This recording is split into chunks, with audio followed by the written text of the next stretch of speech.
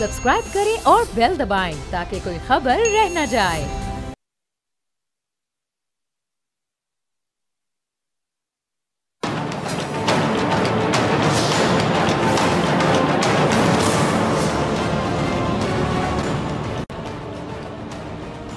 अस्सलामुअलैकुम, मैं हूं डॉक्टर फ़िज़ा खान और मैं हूं पाकिस्तान।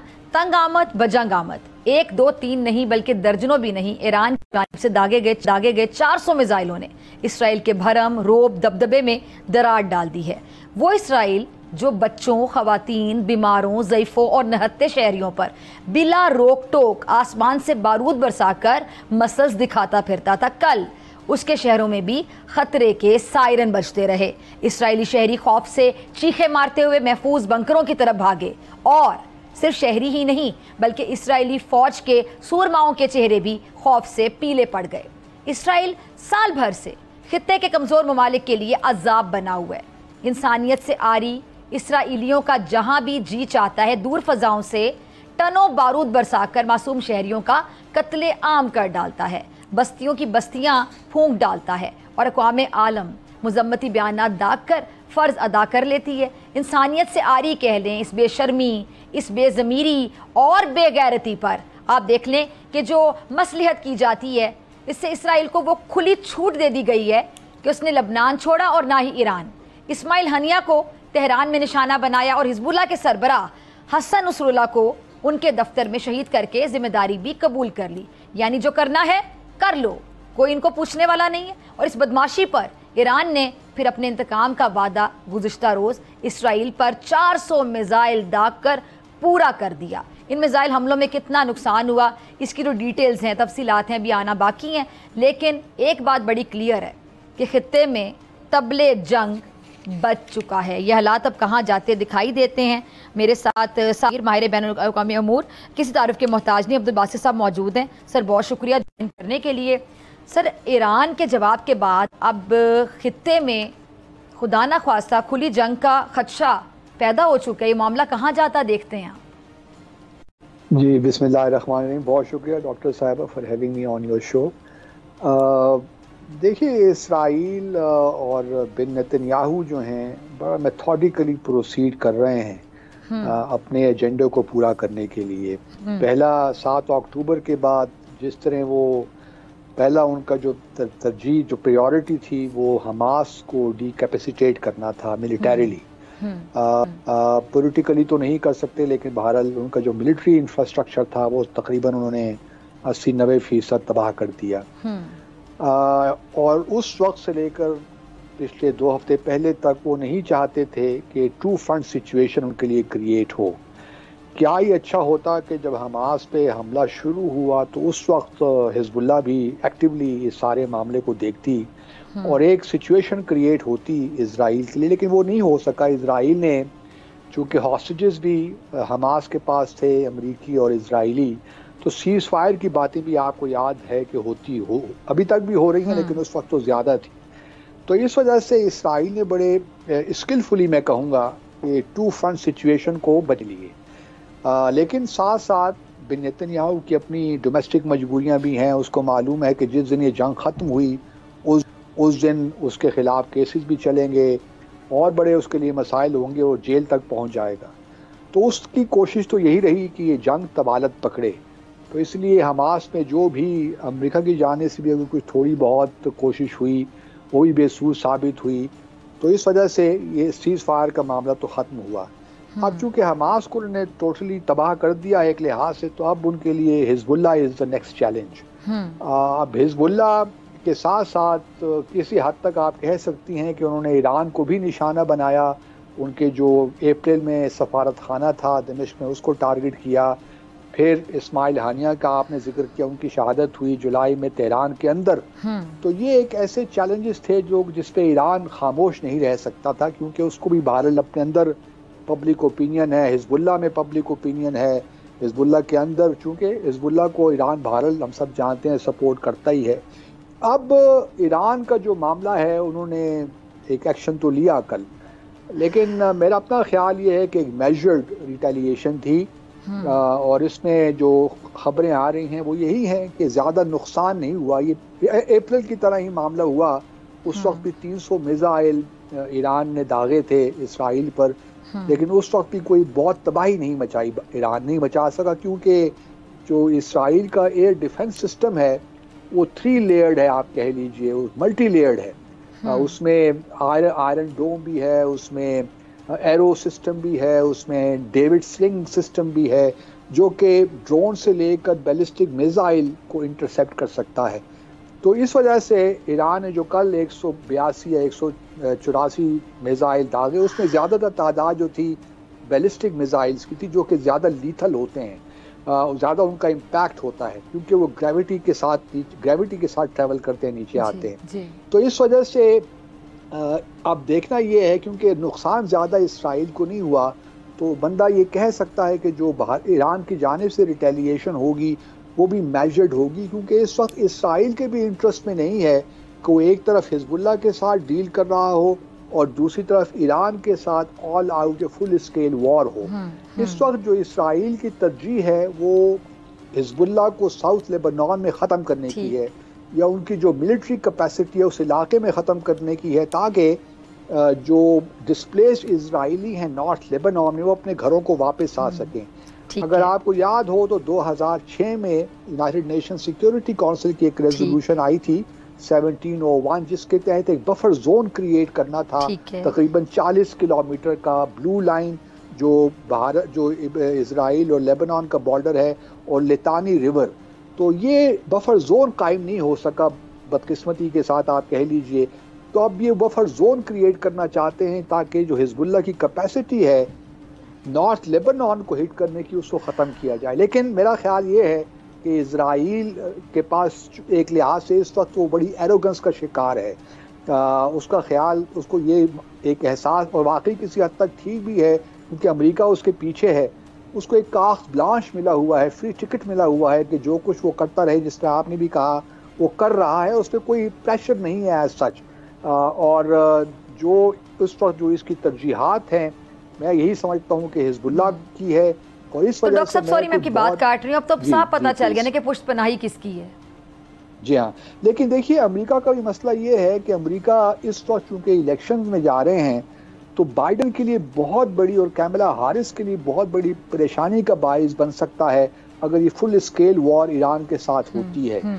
तो इस वक्त बाइडन एडमिनिस्ट्रेशन पूरा जोर लगाएगी, क्योंकि अमेरिका की बहुत बड़ी प्रेजेंस है गल्फ रीजन में, कुवैत में, बहरीन में, कतर में। तो वो इस वक्त नहीं चाहेंगे कि कोई फुल स्केल वॉर, और फिर हार्बोज स्ट्रेट को हूतीज वहाँ पे जो शिपिंग होती है उसको भी बंद कर सकते हैं। तो एक वर्ल्ड क्राइसिस तो क्रिएट हो सकता है, लेकिन मेरा नहीं ख्याल कि इस वक्त जो अमेरिका है अंडर द बाइडन एडमिनिस्ट्रेशन वो पॉलिटिकली ये अफोर्ड कर सकता है। मिलिटरी तो और बात है, लेकिन पॉलिटिकली इस वक्त ये अफोर्ड नहीं कर सकता कि ये जो फुल स्केल वॉर हो बिटवीन इजराइल एंड ईरान। नवंबर के इलेक्शन के बाद क्या होता है, that is a different ball game. लेकिन इस वक्त आज के दिन में मैं नहीं समझता कि ईरान और इजराइल एक बहुत बड़ी जंग की जानिब जा रहे हैं। ठीक है, यानी डॉक्टर साहब ये जो क्यास आराइयाँ कि शायद खुदा न खास्ता हम ये कोई तीसरी आलमी जंग की तरफ जा रहे हैं, इसको हम सिर्फ क्यास आराइयाँ ही कह सकते हैं, क्योंकि जाहिर बात है आप तीसरी आलमी जंग का सुनने के बाद अब सब लोग ही परेशान हो जाते हैं। फिर हर कोई जी जब हम खित्ते की बात करते हैं, जी प्लीज।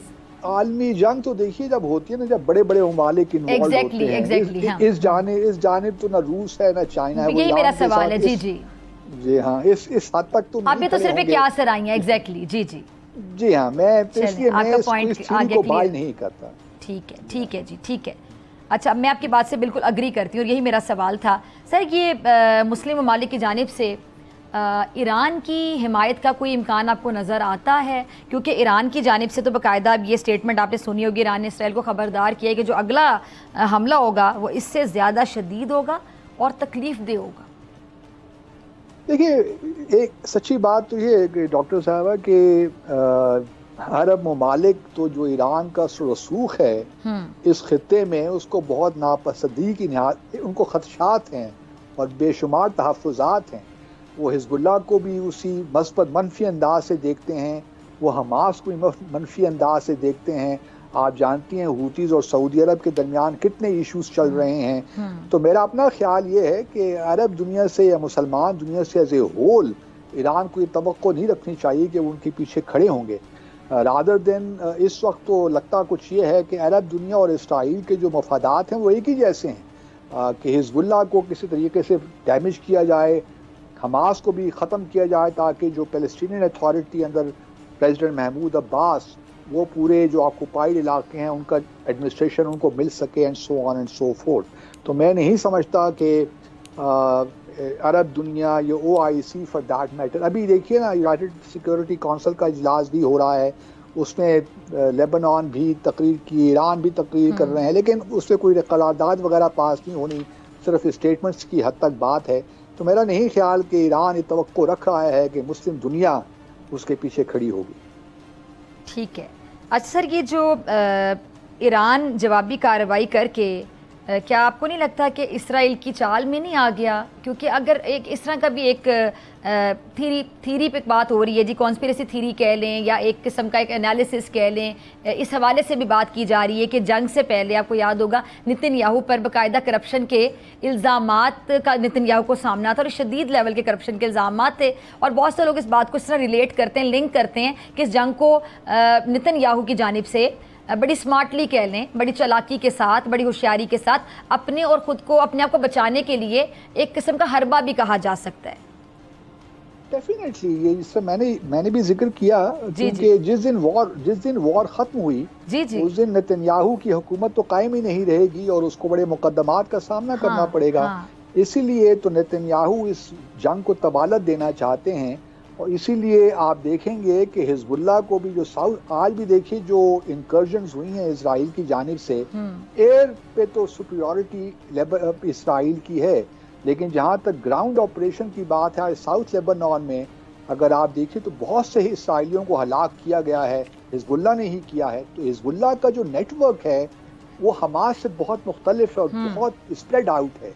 देखिए लेबनान तो खुद मुख्तार मुल्क है ना, कोई ऑक्युपाइड टेरिटरी नहीं है जिस तरह गजा है या वेस्ट बैंक है, तो यहाँ पे डायनामिक्स जरा डिफरेंट हैं। तो इसलिए ये नहीं तसव्वुर किया जा सकता कि ईरान हिजबुल्लाह को मुकम्मल तौर पे ख़त्म कर सकता है, लेकिन ये भी याद रहे कि इजराइल ने पहले दिन ही से अपने जो अहदाफ हैं लेबनान की हद तक उनको महदूद रखा है।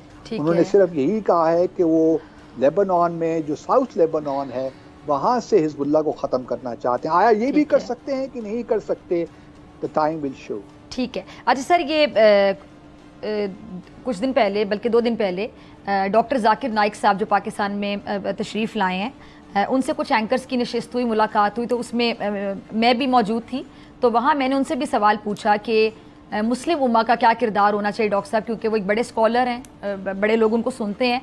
इस पूरी जंग में मुस्लिम उम्मा क्या किरदार अदा कर सकती है? क्योंकि अक्सर हम देखते हैं कि लोग बड़ी तनकीद कर रहे होते हैं एक दूसरे पे कि जी हम खामोश हैं, मुस्लिम ममालिक आपस में इतफाक़ नहीं रखते हैं, हमारा क्या किरदार हो सकता है। अच्छा, फिर उसमें अगर हम फैक्ट बेस्ड बात करें, रियलिटी को देखें, तो कुछ बातें जो सोशल मीडिया पे की जा रही होती कि ये हो जाना चाहिए, वो जाना चाहिए, माजरत के साथ कहूँगी कि उनमें से बहुत सी चीज़ें ऐसी हैं जो कि काबिल अमल नहीं हो सकती। हर ममालिक की अगर बात की जाए, हमारी सिफारती सतह पर, आप तो बड़े बेहतर तरीके से समझते हैं कि सिफारती सतह पर बहुत से मामला ऐसे होते हैं, स्ट्रैटेजीज होती हैं, पॉलिसीज होती हैं, बड़े जब बड़ी पिक्चर में देखा जाता है तो वो आम शहरी को नहीं समझ आता है कि उसमें क्या कुछ देखना पड़ता है। बहरहाल हमारी जो हमदर्दी हैं वो अपने मुसलमान भाइयों के साथ हैं। फ़लस्तीन में जब बच्चों का जैसा कत्लेआम हो रहा है, दुख होता है, तकलीफ होती है, अजियत होती है। तो डॉक्टर साहब ने जवाब ये दिया कि अगर कोई लीस्ट कुछ कर सके तो डॉक्टर जाकिर नाइक साहब ने बड़ी प्यारी बात की, उन्होंने कहा आप दुआ तो कर सकते हैं, आप दुआ करें। अब जैसे हम बात कर रहे हैं प्रोग्राम में, मैं यही हक अदा कर सकती हूँ कि मुझे प्रोग्राम करने का मौका मिला, मैंने बात की, आप उस पर खुल के बात कर रहे हैं। इसके अलावा सर आपको क्या लगता है कि मुस्लिम उम्मा वाकई प्रैक्टिकल अगर बात की जाए, जज्बात को साइड पे रख के क्या किया जा सकता है?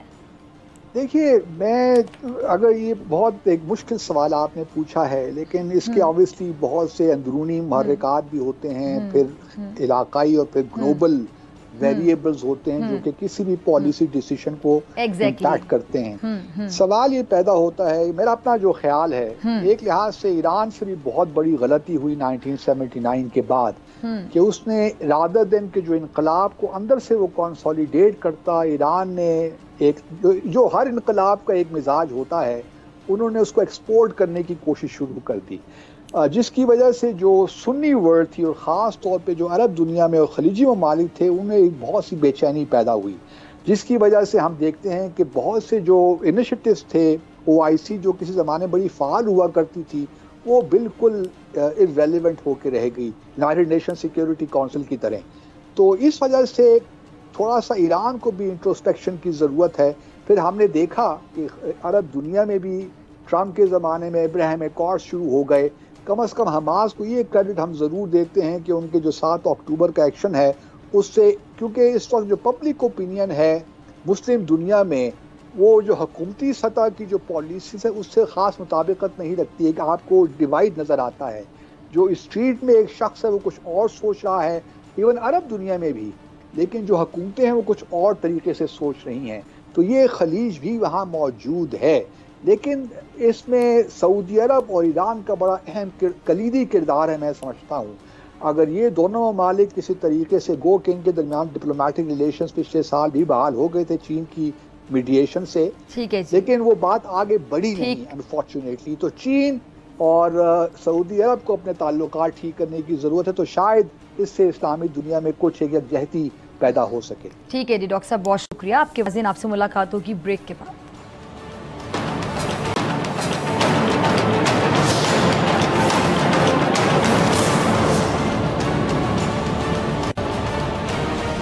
वेलकम बैक नाजरीन। आज सुप्रीम कोर्ट में जो आर्टिकल 63A की तशरीह के खिलाफ जो नजरसानी दरख्वास्त है, चीफ जस्टिस काजी फाइज ईसा साहब की सरबराही में 5 रुकनी लार्जर बेंच ने समाअत की है, और उसके दौरान क्या कुछ होता रहा, सख्त जुमलों का तबादला, और इससे बढ़कर ये जो कुछ होता रहा, इससे क्या एक इम्प्रेशन जाता है, क्योंकि अदलिया हमारे लिए बड़ा एक काबिल एहतराम इदारा है और हम अदलिया का बहुत ज़्यादा एहतराम करते हैं। लोग इंसाफ के लिए अदालत का दरवाज़ा खटखटाते हैं, लेकिन वहाँ पर अगर सॉरी टू से डिसिप्लिन की कमी का मुजाहरा किया जाएगा, माजरत के साथ मैं कह रही हूँ, तो फिर क्या एक इंप्रेशन जाएगा। इस पर बात करने के लिए मेरे साथ 2 माहिर कानून मौजूद हैं, किसी तारीफ के मोहताज नहीं। हाफिज़ एहसान साहब, बहुत शुक्रिया ज्वाइन करने के लिए, तशरीफ़ लाने के लिए। रियासत अली आज़ाद साहब, आपका भी बहुत शुक्रिया। दोनों किसी तारीफ के मोहताज नहीं और खुलकर कानून पर रोशनी डालेंगे, खुलकर उनसे समझने की कोशिश करेंगे। सर, इंतहाई माजरत के साथ, क्योंकि मैं अदलिया का बहुत एहतराम करती हूँ, मैं जजेस का बहुत एहतराम करती हूँ, और मैं जब भी अदलिया के बारे में बात करती हूँ या हमारे इदारों के बारे में बात करती हूँ तो मैं बड़ी कोशिश करती हूँ कि मैं एटलीस्ट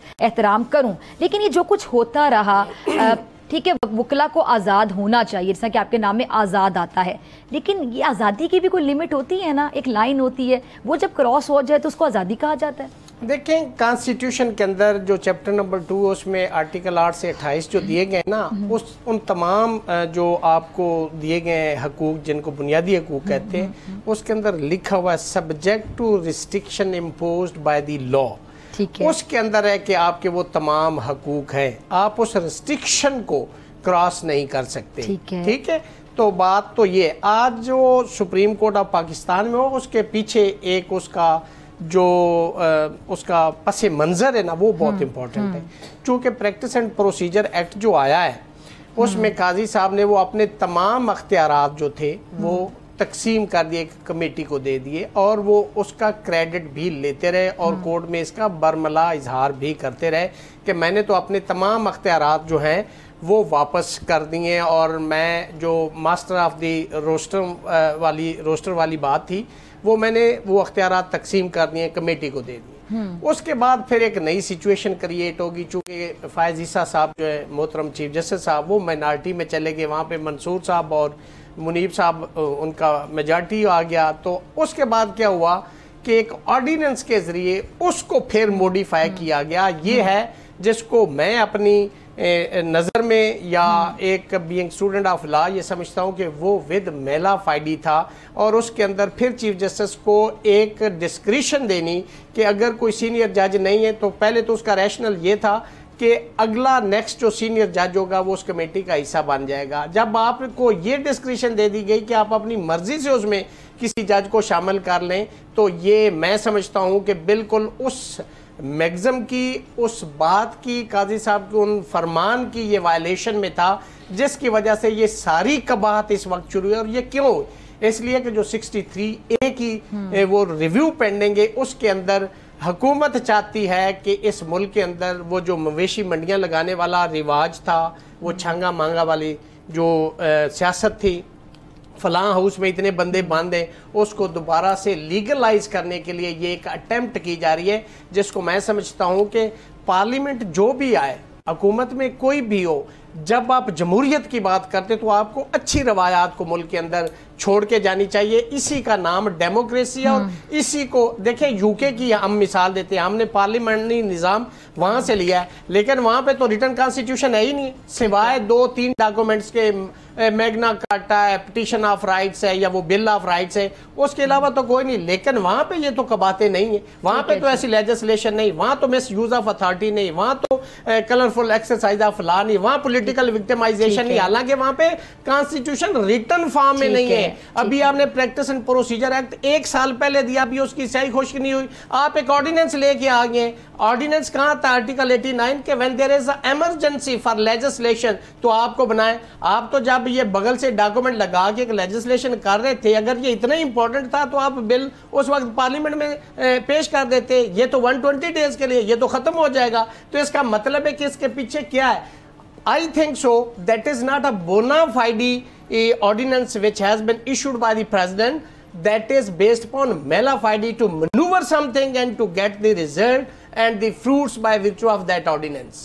हाफिज साहब, तहरीक इंसाफ के वकील सैयद मुस्तफ़ीन काज़मी ने भरी अदालत में जैसे साहब से जिस तरह मुखातिब हुए, धमकी का लफ्ज़ इस्तेमाल कर लूँ तो गलत नहीं होगा, उन्होंने धमकी दी बाकायदा कि बाहर 500 वकील खड़े हैं, आप हमारे खिलाफ कैसे फ़ैसला करते हैं हम देख लेंगे।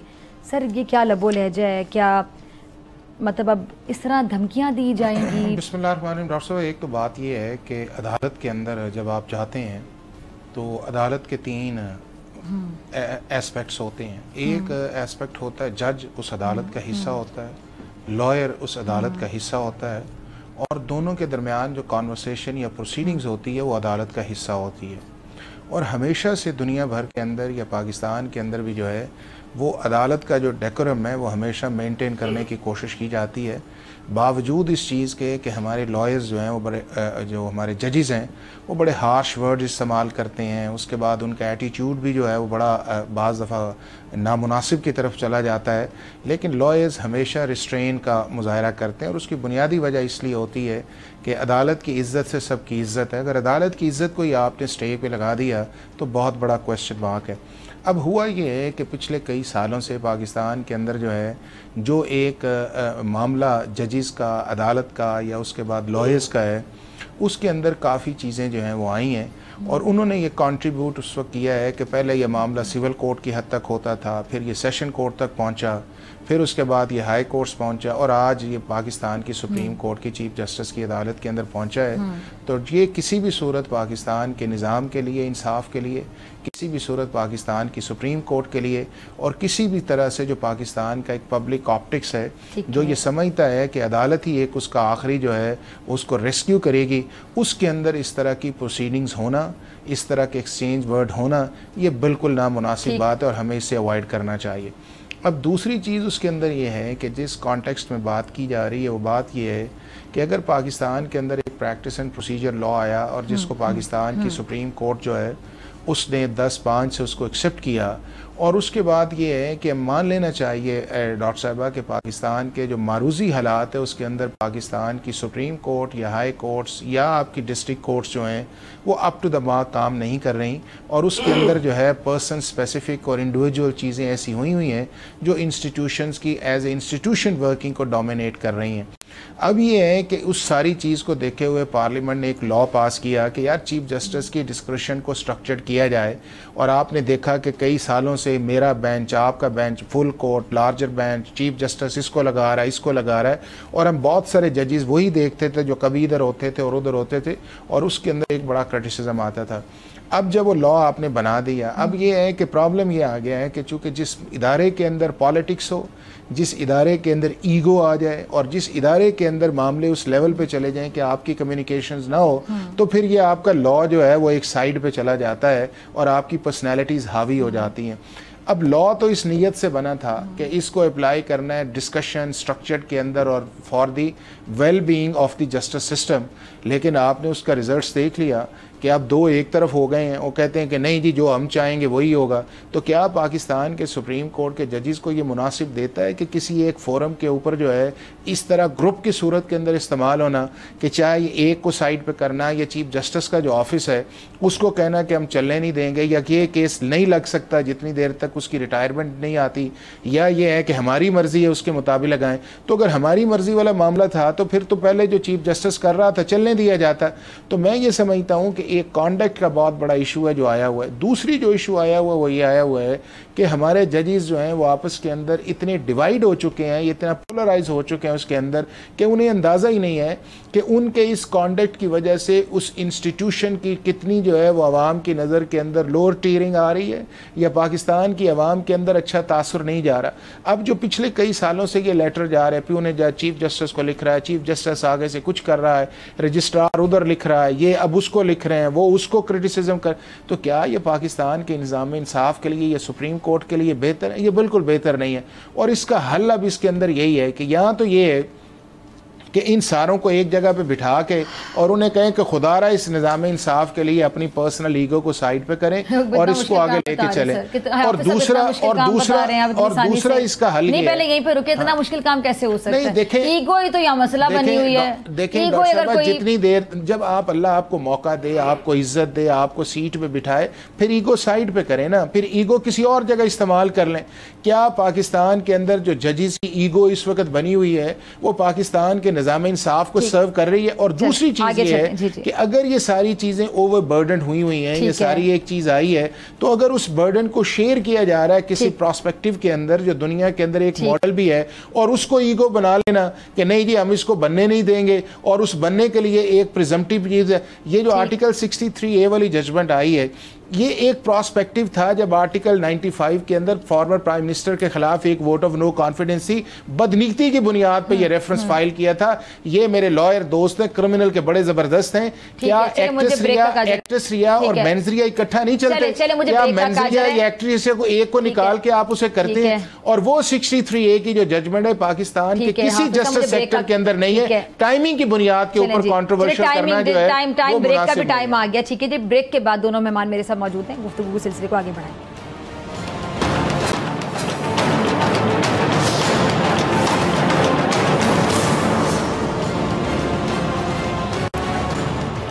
वेलकम बैक नाज़रीन। हाफिज़ एहसान साहब और रियासत अली आज़ाद साहब दोनों मेरे साथ मौजूद हैं। बात हो रही जी आज़ादी पर कि आज़ादी की भी कोई लिमिट होनी चाहिए, आज़ादी किस हद तक होनी चाहिए तो आज़ादी कहलवाती है, और किस हद को क्रॉस कर जाए तो वह आज़ादी कुछ और बन जाती है। अच्छा सर, मैं देख रही थी कि ये तेरा जज, ये मेरा जज, आई एम रियली सॉरी ये अल्फाज इस्तेमाल करते हुए, मतलब आपका फेवरेट जज, मेरा फेवरेट जज। अब वो जजेस पता नहीं फेवरेट हैं या नहीं हैं, उनके दिल दिमाग में क्या चल रहा है, क्योंकि दिलों का हाल तो अल्लाह जानता है। ठीक है, हम नहीं कह सकते कि फ़लाँ जज के दिल में किसके लिए ज़्यादा मोहब्बत है, किसके लिए सॉफ्ट कॉर्नर है। इतना मुतनाज़े बनाना शुरू कर दिया गया जजेस को, जैसे कि फॉर एग्जांपल अब आज की बात देख लें तो जस्टिस काजी फायजी साहब हर वक्त तनकीद और तोपों का रुख उनकी तरफ रहता है, एक मखसूस जमात की जानिब से इल्ज़ामात की बुछाड़ लगाई जाती है। लेकिन अगर हम दूसरी तरफ देखें तो नवाज शरीफ साहब को आपने सुना होगा, उन्होंने भी खुलकर दिल की बातें की। आज भी उनको साकिब निसार साहब याद हैं। ये सवाल मैं आप दोनों से पूछूंगी बारी बारी। उन्होंने कहा जी साकिब निसार की ऑडियो आज भी मेरे पास है, नवाज को निकालना है, इमरान को लाना है। तो अब साकिब निसार की बात कर लें या अभी जो हमारे चीफ जस्टिस हैं काजी फायजी साहब उनकी बात कर लें, या आने वाले जो होंगे, अभी से मुतनाज़े बनाने का सिलसिला शुरू हो चुका है। सर मतलब वाकई जजेस भी दिल में सॉफ्ट कॉर्नर रखते हैं, ये वैसे जायज़ है, रखा जा सकता है, फैसले में नज़र नहीं आना चाहिए, लेकिन जजेस पर जो इल्ज़ाम लगा दिया जाता है, मैं जजेस के हक में बात कर रही हूँ कि जो उन पर इल्ज़ाम लगा दिया, मुतनाज़े बना दिया जाता है, उसमें जजेस का भी कसूर होता है या ये उनको जो मुतनाज़े बनाते हैं उन्हीं का कसूर होता है? नहीं, उसमें डॉक्टर साहब सिंपल इज दैट कि जज किसी का नहीं होता, ना होना चाहिए। exactly. ना जज को किसी का प्यार होना चाहिए। जज वो कहते हैं ना कि जस्टिस इज ब्लाइंड, तो आपने उसको देखना है, आपके सामने जैद खड़ा है, बकर खड़ा है, ये मैटर नहीं करता। अगर आपने आइन और कानून के मुताबिक और अपने ज़मीर के मुताबिक आपने इंसाफ भी करना है और आइन और कानून से बाहर भी नहीं जाना। आपके सामने जो खड़ा है, मैं इस चीज़ का कायल हूँ, जो हदाया के अंदर तारीफ लिखी गई ना जज की कि जज कौन होता है, जज वो है कि जिसके सामने अगर जालिम आए तो उसके पसीने छूट जाएं और मजलूम आए तो वो ये समझे कि मैं माँ की गोद में पहुंच गया हूँ, ये बेसिकली उस जज की तारीफ है। लेकिन ये नहीं है कि जज किसी को अपनी पर्सनल ख्वाहिशात पे किसी को विक्टिमाइज करे या अपना फैसला बदल दे या उसको फेवर करे या डिसफेवर करे। ये जज के और आइन और कानून के अंदर प्रोवाइडेड नहीं ऐसा नहीं। ये मैं चाहिए की बात कर रहा हूँ, नहीं, आप ये बात इस तरह कर रहे हैं, किसी ने ऐसे की है, मेरा ख्याल किसी ने ऐसे किया है। मैं आपको ओवरऑल उसका व्यू दे रहा हूँ। बात ये है कि अगर कोई पॉलिटिकल पार्टी क्लेम करती है कि ये फलां पार्टी को सपोर्ट करता है, ये बिल्कुल गलत है। वो इस सुप्रीम कोर्ट, इस पाकिस्तान की ये 24 करोड़ अवाम की सुप्रीम कोर्ट है, ये उनके जज है, वो किसी के जज नहीं है। और ना किसी को क्लेम करना चाहिए और ना उनको इस हवाले से क्रिटिसाइज करना चाहिए कि ये इसको फेवर करता है। इसकी एक मिसाल मैं दे देता हूँ। सूरी की रूलिंग को इसी सुप्रीम कोर्ट ने सेट साइड कर दिया और उस वक्त की वजीरे इतलात आ रही, उनको लोगों ने मुबारकबाद दी और उन्होंने कहा नहीं, हमें मुबारकबाद ना दे, ये आइन और कानून की फतह है। जब 12 जुलाई की जजमेंट आई तो उन्हें भी आज जो उस वक्त कह रहे थे कि आइन और कानून की फतह है, आज भी उन्हें यह कहना चाहिए हमें भी अपना बीइंग पॉलिटिशियन, बीइंग वकील, बीइंग जनरल पब्लिक अपना व्यू चेंज करना है।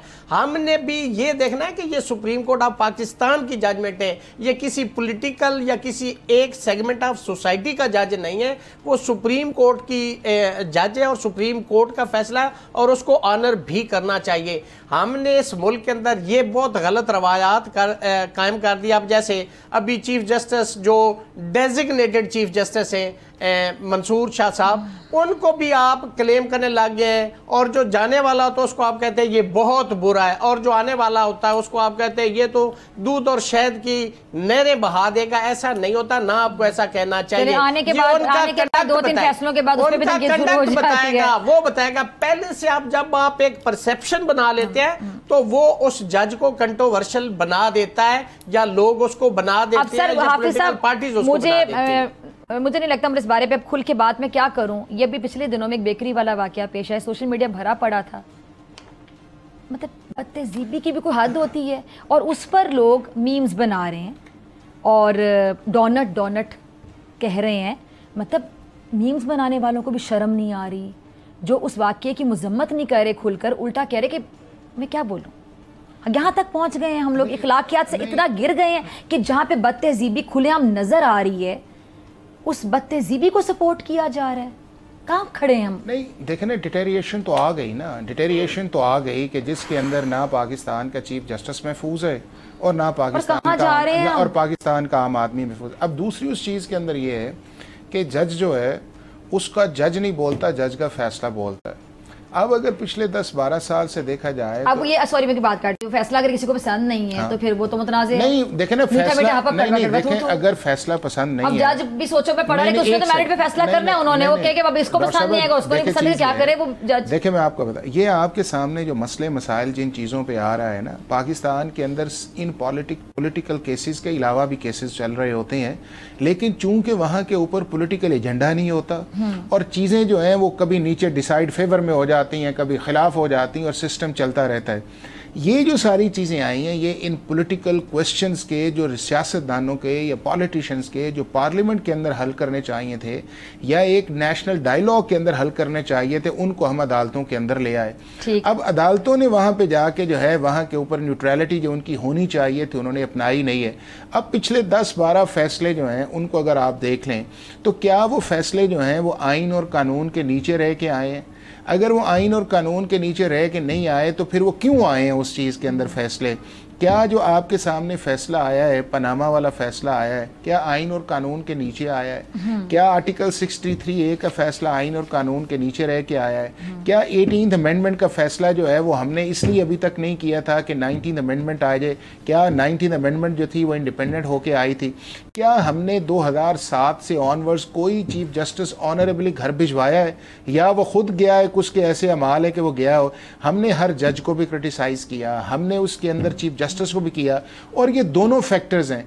उन फैक्टर्स के अंदर जजेस का अपना कॉन्डक्ट भी बड़ा इंपॉर्टेंट है कि जो किसी न किसी तरीके से उस चीज़ को उस तरह डिसाइड करते हैं जो आइन और कानून उसकी इजाज़त नहीं देता, और जब नहीं देता तो फिर आपके सामने एक पॉलिटिकल विंडो खुलती है, और उस विंडो के अंदर आपने इशारा किया कि मेरा जज, आपका जज, तेरा जज, उसका जज, उसका चीफ जस्टिस, उसका चीफ जस्टिस जो है जो आने वाला होता है, हम कहते हैं ये मसीहा है, और जब उसके अंदर एक आध फैसले के अंदर वो पड़ जाता है हम सारे उसके पीछे पड़ जाते हैं। उसको ट्रिगर जो है वो इन पॉलिटिशियंस ने और इन सोशल मीडिया ने किया। अब उन सोशल मीडिया के ऊपर आप जजेस के मुतालिक, पार्लियामेंट के मुतालिक, उसके बाद इंस्टीट्यूशंस के मुतालिक जो है ये दुनिया के किसी मुल्क में होता है, और वहाँ पे हमने लेजिस्लेशन भी नहीं की। अगर वहाँ पे हम लेजिस्लेशन की बात करें जो आपका आर्टिकल 17 के नीचे हो सकती है या आर्टिकल 19 के नीचे हो सकती है, वहाँ पे हम अनब्रिडल्ड करते हैं, तो सारे का सारा आपका सिस्टम जो है वो मेस के अंदर है, और उस मेस के अंदर जो बड़ा कॉन्ट्रीब्यूटरी फैक्टर आया हुआ है वो इन जजेस के कॉन्डक्ट का है, और वो कॉन्डक्ट जो है अपनी जगह जो है वो वापस नहीं आ रहा। 2 मिनट है मुझे आप दोनों का मौजूदगी का फायदा उठाते हुए, ये जो आईनी तरमीम का मामला है, एक कमेंट आपका, लेकिन प्लीज 50-50 सेकंड में कंप्लीट कर दीजिएगा सर। पहले आप। मैं समझता हूं कि जो आईनी अभी प्रपोज्ड अमेंडमेंट्स हैं ये बिल्कुल इस सिचुएशन के अंदर, और स्पेशली जब आपके तमाम, मैं समझता हूं कि एक बड़ा कम्प्रिहेंसिव कॉन्स्टिट्यूशन है, इसके साथ छेड़छाड़ नहीं करनी चाहिए, ये फेडरेशन की अलामत है। अभी इसके अंदर देखिए जो ये 73 का आइन था ये मुत्तफिका था, इस वक्त आपको एक पूरा सूबा उसको अपोज कर रहा है, एक पॉलिटिकल पार्टी बड़ी मुल्क उसको अपोज कर रही है, लॉयर्स इसको अपोज कर रहे हैं। मैं समझता हूं कि चूंकि ये एक ऐसा सेंसिटिव डॉक्यूमेंट है, चूंकि ये पाकिस्तान की फेडरेशन की बुनियाद है, इसके साथ इतना बड़ा मैं समझता हूं कि ये मिसहैप होगा कॉन्स्टिट्यूशन को। अगर आप अमेंड करने जा रहे हैं तो आप कॉन्स्टिट्यूशन का पूरा हुलिया और पूरा जुडिशल स्ट्रक्चर जो है उसको डिस्ट्रॉय करने के मुतरादिफ होगा। हम तो नहीं चाहते कि ऐसी अमेंडमेंट लाई जाए। सर आपका कमेंट। अच्छा, एक तो ये है कि जो अमेंडमेंट्स प्रपोज की जा रही हैं वो पाकिस्तान की फेडरेशन या फेडरेटिंग यूनिट से मुतल्लिक एक भी अमेंडमेंट नहीं है। बुनियादी तौर पे 2 जगह अमेंडमेंट्स की बात है। एक है आपका कॉन्स्टिट्यूशनल कोर्ट, यानी कि चाहे आप समझे कि पाकिस्तान की सुप्रीम कोर्ट पॉलिटिक्स में आ गई है, या जजेस उस लेवल तक चले गए, एक सीट ऑफ अथॉरिटी या मैंडेट किया है, या पाकिस्तान की कोर्ट्स जो हैं ओवरबर्डनड हो गई हैं और पब्लिक परसेप्शन ये है कि उनकी आवाज़ या उनके केस को सुना जाए। उसके अंदर ये कॉन्स्टिट्यूशनल कोर्ट जो है ये पाकिस्तान के अलावा दुनिया के 70 ममालिक के अंदर है, और इसको पाकिस्तान की सारी पोलिटिकल पार्टीज़ ने सपोर्ट किया है पिछले 18 साल से। तो लिहाजा ये कह देना कि कॉन्स्टिट्यूशनल कोर्ट बनने से इंडिपेंडेंस ऑफ जुडिशरी या सेपरेशन ऑफ पावर का कोई कॉन्सेप्ट आएगा, वो नहीं है, और ये दुनिया में किसी जगह नहीं होता। दूसरा इसके अंदर आ रहा है मेजर शिफ्ट जो है वो आपके एलिवेशन ऑफ जजेस का है। अब एलिवेशन ऑफ जजेस का मैं, आज़ाद साहब, हमेशा हम इस चीज़ के अंदर हैं कि इस प्रोसेस को बेहतर होना चाहिए, ट्रांसपेरेंट होना चाहिए, अच्छे प्रोफेशन आने चाहिए। तो अगर ये दोनों चीज़ें आ जाती हैं तो ना इसके अंदर आपका बेसिक स्ट्रक्चर जो कॉन्स्टिट्यूशन का वो उसके अंदर कोई इफेक्ट हो रहा है, ना इसके अंदर सेपरेशन ऑफ पावर का कोई कॉन्सेप्ट आ रहा है, ना इसके अंदर ये है कि वो जो चीज़ें आपने जस्ट ट्रांसफर करनी है, ना कोई फंडामेंटल राइट्स का इशू है, ना इन्फोर्समेंट का इशू है। पीसीआर से आवाज आ रही है कि 50 सेकंड हो गए। तो मेरा ये ख्याल ये है कि अगर वक्त आ गया है कि हमें अपने सिस्टम के अंदर बेहतरी लानी चाहिए। ठीक है, बेहतरी लानी चाहिए। बहुत शुक्रिया जी आप दोनों के तशरीफ लाने का, और जिस तरह हम भी बड़े मुस्तफीद होते हैं आपकी राय से, क्योंकि कानूनी जो इश्यूज़ होते हैं उनको समझना थोड़ा सा मुश्किल होता है, लेकिन हमारे यहाँ सोशल मीडिया पर कानूनी एक्सपर्ट्स भी बहुत ज़्यादा हैं जो शायद आप दोनों से ज़्यादा दावेदार हैं कि वो कानून को बेहतर समझते हैं। वेरी सॉरी टू से ये सिलसिला अब रुक जाना चाहिए। बहुत शुक्रिया जी दोनों मेहमानों का तशरीफ़ लाने को, और इसी के साथ मुझे दीजिए इजाज़त। आपसे मुलाकात होगी इंशाल्लाह कल, सेम टाइम सेम चैनल। अगर ज़िंदगी ने वफ़ा की दुआओं में याद रखिएगा, अपने प्यारों का बहुत ख्याल रखिएगा। अल्लाह ने के बाद।